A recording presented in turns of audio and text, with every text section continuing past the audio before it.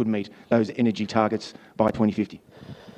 No, absolutely not. There is no serious intellectual defence for the prospect that we would meet the net zero targets in 2050. It's just simply impossible, even if we had the right investment. But I'd like to point out, though, Tom, is that the characterisation of this energy transition meeting resistance, I don't think is quite right. I think the energy transition, it died. If building grid-scale wind and solar is what we're talking about, it stopped cold stone dead. A year or two ago, maybe even just before Roscano said, it is now starting to show signs of life, but that is only because it has been forcibly, completely intubated and resuscitated by the force of government subsidies.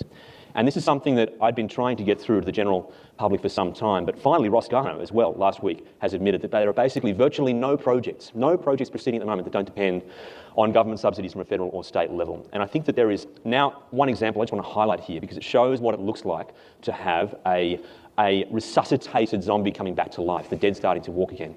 And that is an investment where I think we can see for the first time the banking sector, big bankers, investors, having bought the bullshit from the politicians about there being money in renewables. And that is from HMC Capital, who borrowed about $1 billion in promised money, future deferred earnings, to invest in a huge portfolio of development projects for wind and solar. And the previous owners of this were struggling to make 10% returns, and they boldly said to their shareholders that they could get 20% returns. And 6 days after they acquired this portfolio, Chris Bowen announced one of their pipeline projects to be the recipient of about $1 billion, roughly, of future subsidies. And then 6 months later, they still could not raise the funds to settle on the deal that they had signed.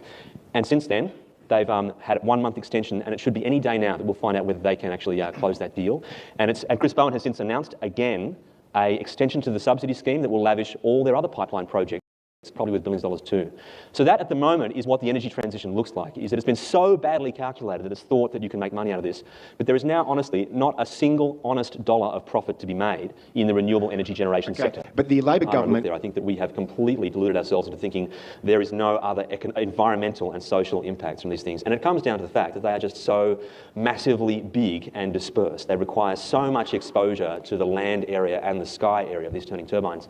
And so when you go to the rural communities who are proposed to have, in Coolah, New South Wales, I visited not long ago, but it's a town of rolling hills. They're sort of 250 metre high sort of valleys and farmlands in between. And the top of the ridgeline's the hardest to farm. They have all the kind of corridors of the native growth. And the plan is to cover the tops with 250 or 270 metre high turbines above. So imagine that rural village, all the valleys are now have stacked on top of them an extra 250 metres of industrial machinery.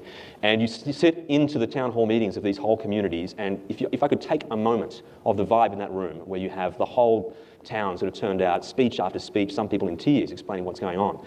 If you could take a little drip of that and inject that into the lower North Shore of Sydney, this job would be done. The country does not like this stuff. The impact it has, everyone who benefits has to sign a non-disclosure agreement, which means they can't even talk to their friends about what they're doing and what they signed on to. So the division, the impact, the environmental impact, blowing up the Great Dividing Range in Queensland. Like again, there are a whole bunch of places. There's no wind in Queensland, except on the top of the ridgeline, which is just where the rain falls, and on one side of its World Heritage Area, where tropics, just on the other side, they are blasting up ridgelines to create wind turbine towers. It's just not ecologically good either. Aidan, Chris, we are out of time, but I think this discussion has been very important because